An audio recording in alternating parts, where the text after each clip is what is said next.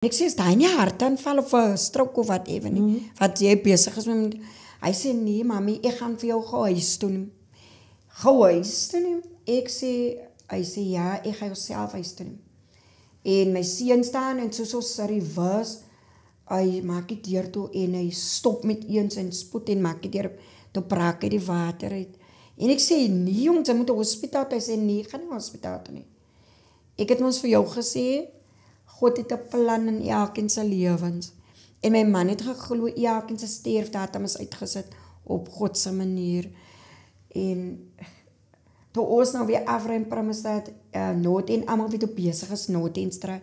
Het voel aan van my ons sweef soos ons ry. Daar's 'n pakkie en 'n hond in die pad, maar dit lyk ons gaan net so en is net 'n ander gevoel en ek sien hy kyk so in die spieël. Sy oë staan in sy kop stil en toe begin ek net stil raak, ek praat niks, want ek kry net 'n ander gevoel.